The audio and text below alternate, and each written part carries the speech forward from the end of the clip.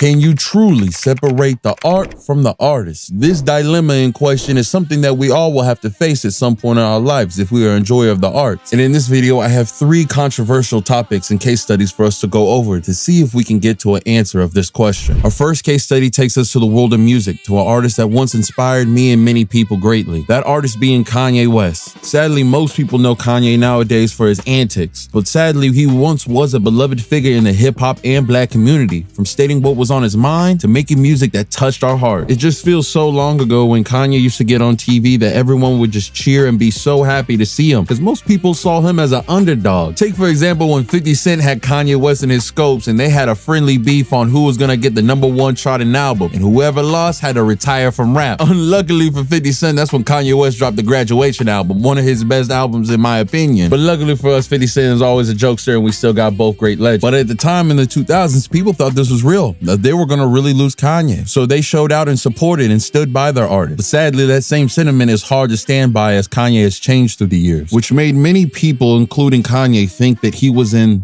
the sunken place, which I think the first life-changing event for him to happen was the loss of his mother, Donda. Just imagine the person that you worked so hard for, be it your mother, father, or any person you love, to die the moment that you make it. Now feeling that the same thing you worked so hard for is the same thing that took the person you love away from you. Kanye West blames himself for his mom's death. Sadly, this is when Kanye starts doing one of the biggest heel turns that we have ever seen. But after all the stunts and cry for help, Kanye finally had a hope as he fell in love with a woman named Kim Kardashian and soon would start a family with her. But sadly, after years of television spotlight, music, publicity, paparazzi, it finally broke Kanye once more and breaking his family apart. Going from the man of love and affection to wanting to chop off Pete Davidson's head. And when you have that much hatred in your heart, you become a monster. And what do monsters do? But surround themselves with other monsters. Monsters, in fact, that prey on people like Kanye, broken, damaged, upset, and hurt, and use Kanye just like they use many other people for their own gains. And once they're done with them, throw them to the side. So bringing it back to the question at hand, I am not a blind follower of Kanye. I understood that his personality was flawed, but it wasn't ever crossing that line of being dangerous or bad. In my eyes, Kanye was always just a troubled man. Oh,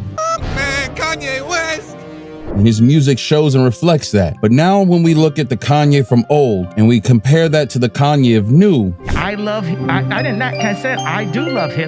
I do love the Zionists. it is hard for me to support any artist that supports such hate speech. It's okay to have your gripes with certain communities or being upset at certain things, but to wish bad and harm upon them is the one thing that I can't support at all, especially when it comes to an artist that spreads so much love and cheer just to pretty much change on his morals, which has truly tainted the music for me. So with that, I feel like I find myself in a precarious situation that most people will find themselves in, where the old Kanye was filled with love, compassion, and all that, as that was him in that time, like a time capsule. But now it feels like his new music is listening to a hateful fascist man. But quick update, Kanye literally just dropped a song right in the middle while I was editing this, and the song actually sounded pretty good. It was featuring him and his daughter and Ty Dolla $ign. So I do feel like Kanye might, and hopefully if he stays on this path, can get that magic back in his music before it's gone. Me, Kanye. See, I invented Kanye. It wasn't any Kanye's. And now Speaking of magic, that takes me to our next study. As magic can come in many forms, it be in books, movies, TV, whatever. You're a wizard, Harry. So who better to talk about the magic in these medias than Harry Potter's own creator, J.K. Rowling, who compared to Kanye, on the other hand, is a person some people may seem a little easier to disassociate the creator with their creation. And I want to look into why, as many people do love the books, and I truly think the movies is where the real magic lies, as I think this brought in a wide range of diversity to the fan base, as people who love the actors, the visuals, and the compelling story told in the way, as well as I know more friends that have seen the movies than I know that have read the books, myself included, because I'm dyslexic and I can barely get through a Dr. Seuss book. So you got me messed up if you think I'm about to read 198 chapters of Harry Potter. But movie and book enjoyers can both agree that we just don't listen to J.K. Rowling says at all, as she ruins the experience. As she loves having her own little George Lucas moments and starts retconning and adding things in that were never alluded to, like Dumbledore being gay.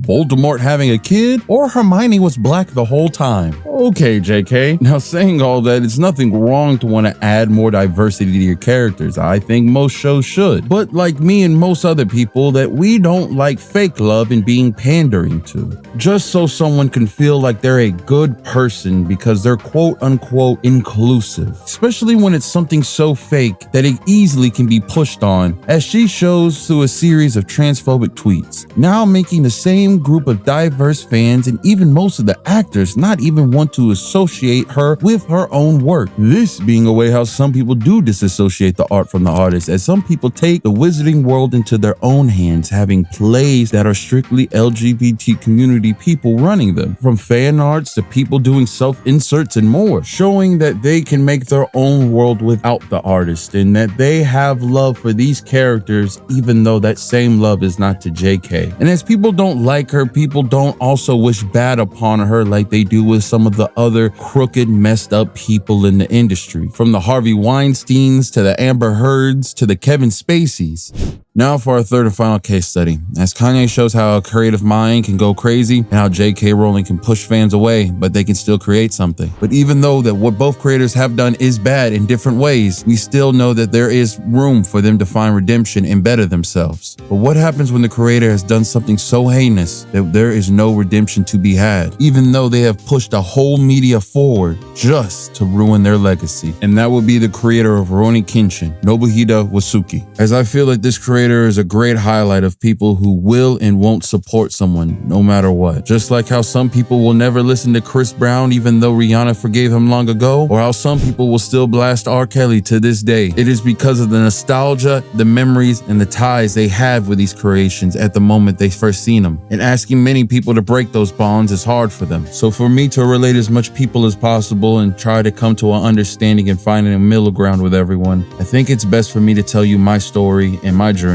with Rurouni Kenshin. See, I got an anime in the way that most people my age did, by staying up late and watching some old school Toonami, Dragon Ball Z fights, Yu Yu Hakusho replays, and this one show that stood out so differently from the rest, and that show being Rurouni Kenshin. As an angry young man seeing this samurai who used to have a troubled past becoming a peaceful man, it spoke to me different.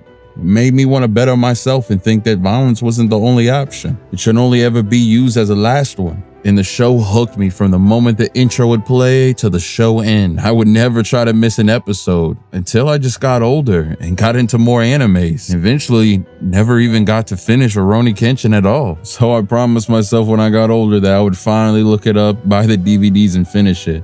But sadly, by the time I got around to it, the news had just broke that the creator of this show was caught with so much seed that it rivaled the stash of Jared Fogle in America. And the authorities even thought that he might have been a distributor for the sheer amount that there was. And when questioned why he did it, he says that he just preferred the age ranges of elementary school to early middle school. As well, the only reason that he got caught was this was totally legal before 2015, when the laws changed to protect more younger children, which is shocking to realize, but until you think about only last year in 2023, they just raised the age of consent from 13 to 16 in Japan. So even though it was illegal before, he still had a hold of his over 100 DVDs. So you would think that would be enough to lock him away, only to find out the minimum for such a crime is only 1 year minimum in jail and a $10,000 fine. But just like with all these cases, justice can't even do the bare minimum, as they see a man who's a multi-millionaire and has paid for the abuse of children around 200,000 yen. That's equivalent to most of 2,500 USD. And after this devastating news, the community was truly divided. People could not let go of this one show out of the thousands because of nostalgia and sentimental value, while others couldn't take the love story between the brewing 17-year-old and 28-year-old Kenshin as maybe a sign that we should have seen. This also didn't just divide the Rurouni Kenshin community, it divided the anime community as a whole, as other mangakas, even like the likes of One Piece's Oda, came out and vouched for Rurouni Kenshin Kenshin's author, as him and many others pleaded for the industry to let him back in. And this is one of the things that I just do not understand on our cultural divide. Because even in America, with all our disagreements being conservative, liberal, or whatever stance you have in life, one thing most of us in America can agree on is that we don't like people that hurt children. But I know what you may be asking. Shaman, where's your stance on this topic? Well, even though I owe a lot to this show for probably making me a better person and probably for being the reason that I fell in love with more animes like Samurai Champloo, Kill la Kill, Cyberpunk, etc. Sadly, I think Rurouni Kenshin will forever be the one show in history I'll never get to finish.